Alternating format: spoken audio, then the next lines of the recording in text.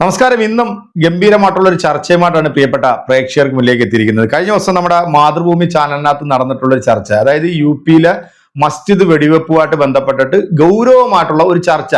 ഈ ചർച്ചയിൽ പങ്കെടുത്തത് നമ്മുടെ BJPയുടെ TP ചന്ദ്രൻ എന്ന് പറയുന്ന ഒരു വ്യക്തിയാണ്. ഇദ്ദേഹവും അഭിലാഷും തമ്മിലുള്ള ഒരു പൊരിഞ്ഞ അടി, അതായത് ഈ ഈ മസ്ജിദുമായിട്ട് ബന്ധപ്പെട്ട് അവിടെ റീസർവേ ചെയ്യാനായിട്ട് എത്തുന്ന സമയത്ത് ആദ്യം ഒരു റീസർവേ കഴിഞ്ഞതാണ്. അതിനുശേഷം രണ്ടാമതും കോടതി അനുമതി കൊടുക്കുന്നു. കാരണം അവിടെ ശിവലിംഗം ഉണ്ട് എന്ന തരത്തിൽ അവിടെയുള്ള ഏതോ ഒരു ആള് കോടതിയെ സമീപിച്ചപ്പോഴത്തേക്ക് വീണ്ടും അവിടെ ഒരു റീസർവേ നടത്താൻ വേണ്ടി പറഞ്ഞിരിക്കുന്നു. അങ്ങനെ ഒരു റീസർവേ നടത്താനായിട്ട് വരുന്ന സമയത്ത് സ്വാഭാവികമായിട്ടും അവിടുത്തെ ജനങ്ങൾ അത് തടയാനെത്തുമ്പോഴത്തേക്ക് ഒരു പോലീസുകാരൻ ഈ വന്ന ആളുകളുടെ നേരെ തോക്ക് ചൂണ്ടിക്കൊണ്ട് വെടിവെക്കുന്ന ദൃശ്യങ്ങളെല്ലാം നമ്മൾ മാധ്യമങ്ങളിലൂടെ ഒക്കെ കണ്ടതാണ്. അതിന്റെ തെളിവുകളൊക്കെ ഉണ്ട്. ഇപ്പം മാധ്യമങ്ങളിലൂടെ നമ്മൾ കണ്ടതാണ്. ഈ ഒരു പ്രദേശത്തേക്ക് രാജ്യത്തിന്റെ പ്രതിപക്ഷ നേതാവായിട്ടുള്ള രാഹുൽ ഗാന്ധിയെ പോലും സന്ദർശിക്കാൻ അനുവദിക്കുന്നില്ല. ഇപ്പം പുതിയ ചില വാദങ്ങളുമായിട്ടാണ് ഈ വേട്ടാവളിയന്മാർ ചാനൽ ചർച്ചകളിൽ വന്നിരുന്നുണ്ട് ഇങ്ങനെ പറയുന്നത്. കാരണം മനുഷ്യ ജീവന് യാതൊരു വിലയും കൽപ്പിക്കാത്ത നികൃഷ്ടമായിട്ടുള്ള ഒരു ഭരണം കാഴ്ചവെക്കുന്ന അതിന്റെ വ്യക്താക്കൾ വന്നിട്ട് ഇങ്ങനെ ഇരുന്നുകൊണ്ട് തെണ്ടിത്തരം പറയുമ്പോഴത്തേക്ക് ഈ അഭിലാഷിനെ പോലുള്ള മാധ്യമ പ്രവർത്തകർ ഇവന്റെയൊക്കെ അടിച്ച് അണ്ണാക്കി കയറ്റി കൊടുക്കുന്നു. കാരണം ഈ അവിടെ മരണപ്പെട്ടിട്ടുള്ള ഈ 5 യുവാക്കളും അങ്ങോട്ടും ഇങ്ങോട്ടും പരസ്പരം വെടിവെച്ച് മരിച്ചതാകാം എന്നൊക്കെയാണ് എനിക്ക് ഇപ്പൊ തോന്നുന്നത്. കാരണം പോലീസുകാർ അത്തരത്തിലുള്ള ഒരു നടപടിയും അവിടെ സ്വീകരിച്ചിട്ടില്ല എന്നുള്ളതാണ്. കാരണം യോഗി ആദിത്യനാഥിന്റെ പോലീസ് എന്ന് പറയുമ്പോഴത്തേക്ക് അവര് 100% സത്യസന്ധമായി പ്രവർത്തിക്കുന്ന ഒരു പോലീസ് സംവിധാനമാണല്ലോ ഈ യുപിയിലുള്ളത്. അതെല്ലാം നമുക്ക് എല്ലാവർക്കും വളരെ വ്യക്തമായിട്ട് അറിയാലോ. ഈ ഒരു ചർച്ചയിൽ ഈ ചന്ദ്രൻ ചില മണ്ടത്തരങ്ങളും പൊട്ടത്തരങ്ങളൊക്കെ പറയുമ്പോഴത്തേക്ക് അതൊക്കെ കൃത്യമായ രീതിയിൽ ഇരുത്തിക്കൊണ്ട് അടിച്ച് അണ്ണാക്കി കൊടുക്കാന്ന് പറഞ്ഞു കേട്ടിട്ടേ ഉള്ളൂ. സത്യത്തിൽ കേരളത്തിലെ ഈ BJPയുടെ ശാപം എന്ന് പറയുന്നത് ഇതുപോലുള്ള ചില പൊട്ടന്മാരാണ്. കാരണം ഇവരൊക്കെ വന്നിരുന്നുണ്ട്, ഇവരൊക്കെ വലിയ ബുദ്ധിമാന്മാരാണ്. പിന്നെ ഇവരുടെയൊക്കെ വാലിന്റെ മുമ്പിൽ ഒരു അഡ്വക്കേറ്റ് എന്ന് പറഞ്ഞൊരു പദവി ഉണ്ടാവും. അത് എവിടുന്ന് കിട്ടുന്നതാണ്, ഈ ശാഖയിൽ നിന്ന് കിട്ടുന്നതാണോ എന്നുള്ളതിനെ കുറിച്ചിട്ടൊന്നും നമുക്ക് എന്തായാലും അറിയത്തില്ല. അപ്പം ഇത്തരത്തിൽ ഒരുപാട് ആൾക്കാർ ഈ അഡ്വക്കേറ്റുമാരെ കൊണ്ട് തന്നെ ഇപ്പം എന്താ പറയാ നടക്കാൻ പറ്റാത്ത ഒരു അവസ്ഥയാണ് ഇപ്പം ഈ പറയുന്ന പ്രസ്ഥാനത്തിൽ. കഴിഞ്ഞ ദിവസം നമ്മുടെ സുരേന്ദ്രൻ വന്ന് നടത്തിയിട്ടുള്ള ചില പൊട്ടത്തരങ്ങളും ഒക്കെ നമ്മൾ എല്ലാവരും കണ്ടതാണ്. ഈ മാധ്യമ പ്രവർത്തകരെ കാണുമ്പോഴത്തേക്ക് ഒരു പ്രത്യേകതരം ചൊറിച്ചില്. കാരണം ഇവർക്ക് അനുകൂലമായിട്ട് കാര്യങ്ങൾ ചർച്ച ചെയ്യുകയാണെന്നുണ്ടെങ്കിൽ അത് സത്യസന്ധമായിട്ടുള്ള വാർത്ത. നേരെ മറിച്ച് ഇവർ കാണിക്കുന്ന തെമ്മാടിത്തരങ്ങൾക്കെതിരെ ചോദ്യം ചെയ്താൽ അത് രാജ്യവിരുദ്ധം, അത് രാജ്യദ്രോഹം, ഇവരെയൊക്കെ ഭയപ്പെടുത്താൻ വേണ്ടി ശ്രമിച്ചുകൊണ്ടിരിക്കുകയാണ്. ഇപ്പം നമ്മുടെ ഉള്ളിച്ചേട്ടൻ പറഞ്ഞ കണക്ക് ഞാൻ എടുത്തോളാം, എല്ലാവരെയും ഞാൻ കണ്ടോളാം, ഞങ്ങൾ അങ്ങോട്ട് ഒലത്തി കളയുമെന്നൊക്കെ രീതിയിൽ ചില വെല്ലുവിളികളൊക്കെ നടത്തിപ്പോരുന്നു. ഈ ഒരു ചർച്ച എന്റെ പ്രിയപ്പെട്ട പ്രേക്ഷകരായിട്ടുള്ള നിങ്ങൾ മുഴുവൻ ആൾക്കാരും ഇത് മുഴുവനായിട്ടൊന്ന് കാണുക. കണ്ടതിന് ശേഷം നിങ്ങളുടെ വിലയേറെ അഭിപ്രായങ്ങളും കമന്റുകളും കൃത്യമായിട്ട് നമ്മുടെ കമന്റ് ബോക്സിൽ അറിയിക്കുക. അപ്പൊ നമുക്ക് നേരെ ആ ഡിബേറ്റ് ഒന്ന് കണ്ടുപോകാം. നമുക്ക് സുപ്രീം കോടതിയെയും ഭരണഘടനയും ഒക്കെ മാറ്റിവെക്കാം. RSSന്റെ സർസംഘചാലക് മോഹൻജി ഭാഗവത് തന്നെ പറഞ്ഞിട്ടുണ്ട്, ഇനി മുസ്ലിം പള്ളികളുടെ അടിത്തറ മാന്താൻ പോകേണ്ടതില്ല, നമുക്ക് വേറെ കാര്യങ്ങൾ ചെയ്യാനുണ്ടല്ലോ എന്ന്. അങ്ങ് പറഞ്ഞതിന് ശേഷവും വീണ്ടും ലിറ്റിഗേഷനുകൾ ഉണ്ടാകുന്നു, വീണ്ടും തർക്കങ്ങൾ ഉണ്ടാകുന്നു, അതേ തുടർന്നുള്ള പ്രതിഷേധങ്ങൾ ഉണ്ടാകുന്നു. നോക്കൂ, ഈ രാജ്യത്തിന് വിലപ്പെട്ട എത്രയോ സമയവും ജീവനുമാണ് ബാബറി മസ്ജിദ് രാമജന്മഭൂമി പ്രശ്നത്തിലൂടെ നഷ്ടമായത്. എത്ര പതിറ്റാണ്ടുകൾ ചോരയൊഴുകി. അതിന് ശാശ്വതമായ ഒരു പരിഹാരം ഉണ്ടായപ്പോൾ അടുത്തത് തുടങ്ങിയിരിക്കുകയാണ്. രാജ്യം ഭരിക്കുന്ന പാർട്ടിയല്ലേ ശ്രീ ജയേന്ദ്രൻ മാസ്റ്റർ, താങ്കളുടെ പാർട്ടി BJP. രാജ്യത്തെ പുരോഗമനവും വികസനവും മറ്റു കാര്യങ്ങളും ഒക്കെ ഉണ്ടാകേണ്ട ഇടത്ത് വീണ്ടും ഈ വിഭജനത്തിന്റെ അജണ്ടകൾ വിതയ്ക്കപ്പെടുമ്പോൾ ഭരണകൂടത്തിന് വലിയ ഉത്തരവാദിത്വമുണ്ട് എന്ന് മറന്നു പോവുകയാണോ? താങ്കളുടെ നാവിൽ നിന്ന് തന്നെ ഭാരതീയ ജനതാ പാർട്ടിയെയും അതിനെ നിയന്ത്രിക്കുകയും ചെയ്യുന്ന ആളുകളുടെ അഭിപ്രായം പുറത്തു വന്നതിൽ സന്തോഷമുണ്ട്. ഞാനും പക്ഷേ നമുക്കൊക്കെ മറ്റു ചിലത് സ്ഥാപിക്കാനുള്ള വ്യഗ്രതയുണ്ടാവും. അതിനെ ഞാൻ നിങ്ങളെ തടസ്സപ്പെടുത്തുന്നില്ല. നോക്കൂ, ഇതിന്റെ ഇൻട്രോയിൽ തന്നെ താങ്കൾ പറഞ്ഞു പോലീസ് വെടിവെച്ച് കൊന്ന 5 പേർ. എന്തിന്റെ അടിസ്ഥാനത്തിലാണ് അഭിലാഷേ പോലീസ് വെടിവെച്ച് കൊന്നു എന്ന് താങ്കൾ പറഞ്ഞത്? കോടതി അങ്ങനെ പറഞ്ഞോ? അല്ല, നമുക്ക് എല്ലാ കാര്യങ്ങളും പറഞ്ഞു പോകണ്ടേ? അങ്ങയുടെ അവസരം തന്നെയാണ്. ഈ മരിച്ചവരിൽ പലരും സാധനം വാങ്ങിക്കാൻ വന്നവരും മാർക്കറ്റിൽ വന്നവരും ഒക്കെ ആണ് എന്നുള്ളത് കൂടി ഓർക്കണം. ആളുകൾ ജനക്കൂട്ടം പരസ്പരം വെടിവെച്ച് മരിച്ചതല്ലോ. എന്നെ കോൺഗ്രസ് പ്രതിനിധി പറഞ്ഞു രാഹുൽ ഗാന്ധിയെ BJPക്ക് ഭയങ്കര പേടിയാണ്. ഇതിന്റെ കസ്റ്റോഡിയൻ ആരാണ്? ഈ താങ്കൾ ഈ പറയുന്ന വിവാദ ഭൂമിയുടെ കസ്റ്റോഡിയൻ ആരാണ്?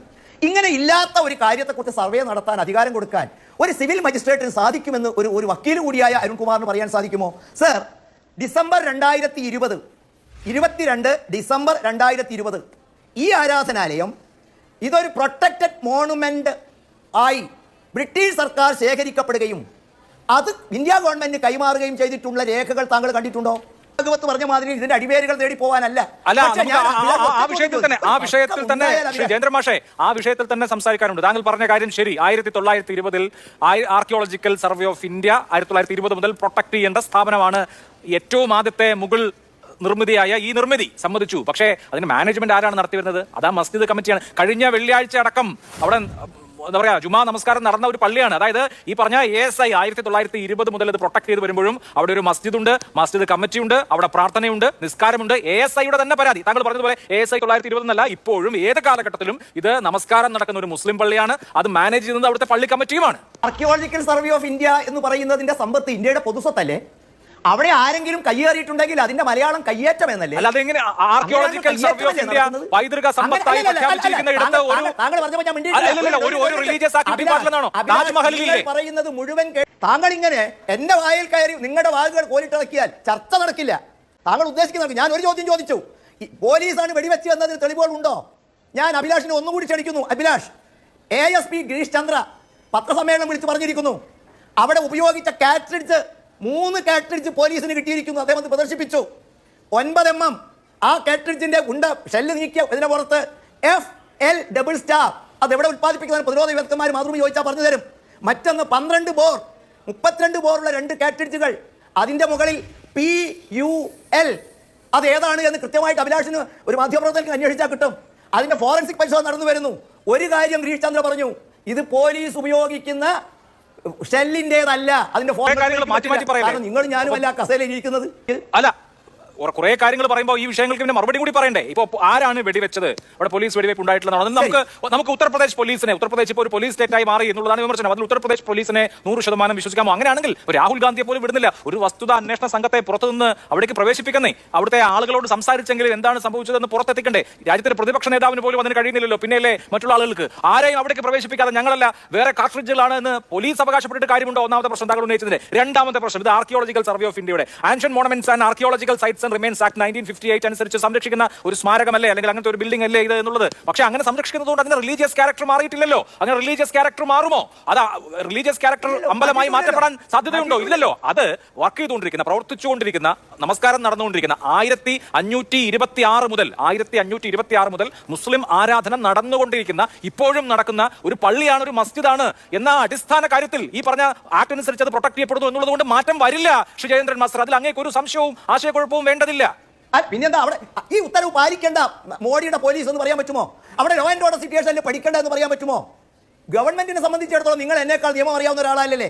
ഒരു കോടതി ഉത്തരവ് പ്രകാരം രാഷ്ട്രീയക്കാർ പ്രവേശിക്കരുതെന്നും ആ എവിടെ കണ്ടാലും തടയണമെന്നും അത് നടപ്പിലാക്കാനുള്ള ഒരു പോലീസാണ് ഇത്. കേരളത്തിലെ അഭിലാഷേ,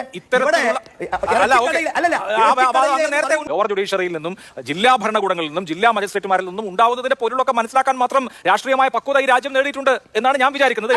ഭാരത ജനതാ പാർട്ടിയുടെ അഭിപ്രായമല്ല അഭിലാഷ് പറഞ്ഞത്. എന്ന സംഘടനയുടെ മുതിർന്ന നേതാവ് പറഞ്ഞതിനെ കുറിച്ചിട്ടാണ് പറഞ്ഞത്. കാരണം ഈ പോഷക സംഘടനകൾ ഒരുപാടുണ്ട് ഈ സംഘപരിവാർ പ്രസ്ഥാനത്തിന്. ഈ പ്രസ്ഥാനങ്ങൾ ഓരോ പ്രാവശ്യവും ഓരോ വിഷയങ്ങൾ എടുത്തുകൊണ്ടുവന്ന് അത് ഈ രാജ്യത്ത് കലാപം ഉണ്ടാക്കാൻ ശ്രമിക്കുമ്പോൾ അതിനെ അടിച്ചമർത്താതെ ഒളിഞ്ഞിരുന്നു കൊണ്ട് അതിന് വേണ്ട എല്ലാ സപ്പോർട്ടും ചെയ്തു കൊടുക്കുന്നത് രാജ്യം ഭരിക്കുന്ന പാർട്ടിയാണെന്ന് ഇവിടെ ആർക്കാണ് അറിയാൻ പറ്റാത്ത? എന്റെ പൊന്ന് ചന്ദ്രൻ ചേട്ടന്റെ തലയ്ക്കകത്ത് അതിരിക്കുന്നത് കൊണ്ട് ഒരു പക്ഷേ ചിലപ്പോൾ ചന്ദ്രൻ ചേട്ടന് മനസ്സിലാകണമെന്ന്. ഇതൊക്കെ കാണുമ്പോൾ നമ്മൾ എങ്ങനെ ചിരിക്കാതിരിക്കും അല്ലെ? കാരണം അവിടെ ആ മസ്ജിദിന്റെ പരിസരത്ത് വന്നിട്ടുള്ള ആൾക്കാരെ വെടിവെച്ച് പോലീസ് കൊല്ലുന്ന ദൃശ്യങ്ങൾ നമ്മളെല്ലാവരും മാധ്യമങ്ങളിലൂടെയൊക്കെ തന്നെ കണ്ടതാ. എങ്കിൽ എന്തുകൊണ്ടാണ് ഒരു സ്വതന്ത്രമായിട്ടുള്ള ഒരു അന്വേഷണം ഈ വെടിവെപ്പുമായിട്ട് ബന്ധപ്പെട്ടിട്ട് സർക്കാർ കൈക്കൊള്ളാത്തത്? കാരണം പറയുന്ന ചില കാര്യങ്ങളൊക്കെ കേട്ടിട്ട് സത്യത്തിൽ വലിയ ബുദ്ധിമാനാ. കാരണം പറയുന്നു മറ്റേ ഇന്ന ബുള്ളറ്റിന്റെ നമ്പർ അടക്കം പറയാ, ഇത് വെച്ചിട്ടാണ് ഈ ആൾക്കാരെ വെടിവെച്ച് വന്നത്. സത്യത്തിൽ യോഗി ആദിത്യനാഥിന്റെ പോലീസല്ലേ ഇതിന്റെ അപ്പുറവും കാണിക്കുമെന്നുള്ളത്? ബുദ്ധിയുള്ള, തലയ്ക്കകത്ത് ചാണകം തിരികെ വെക്കാത്ത ഇവിടുത്തെ മനുഷ്യർക്ക് മനസ്സിലാകും. എൻ്റെ പൊന്ന് ചന്ദ്രൻ മാസ്റ്ററോ ഏത് മാസ്റ്ററാണോ എന്നുകൂടെ എന്തായാലും ഞാൻ ഓർമ്മിപ്പിക്കാം. എന്തായാലും അഭിലാഷ് കൃത്യമായ രീതിയിൽ തന്നെ ഇടപെട്ടുകൊണ്ട് അതിനുള്ള കൃത്യമായിട്ടുള്ള മറുപടിയും ഈ പറയുന്ന മഹാവീരന്റെ വായിലേക്ക് തള്ളിക്കയറ്റി കൊടുത്തിട്ടുണ്ട്. ഗംഭീരമായിട്ടുള്ള ചർച്ച തന്നെയായിരുന്നു. എൻ്റെ പ്രിയപ്പെട്ട പ്രേക്ഷകരെ, ഇതുപോലെ മണ്ടത്തരങ്ങളും പൊട്ടത്തരങ്ങളും എഴുന്നള്ളുന്ന ഇതുപോലുള്ള നേതാക്കന്മാർക്ക് മറുപടി കൊടുക്കാൻ നിങ്ങൾ തന്നെയാണ് ശരിക്കും യോഗ്യരായിട്ടുള്ളത്. അതുകൊണ്ട് തന്നെ നിങ്ങൾ ആ മറുപടി കൃത്യമായിട്ട് തന്നെ നമ്മുടെ കമന്റ് ബോക്സിൽ കൊടുക്കുമെന്നുള്ള വിശ്വാസത്തിൽ അടുത്തൊരു വീഡിയോ കാണാം. അതുവരേക്കും എല്ലാവർക്കും നല്ലത് മാത്രം വരട്ടെ, നല്ലത് മാത്രം ചിന്തിക്കുക.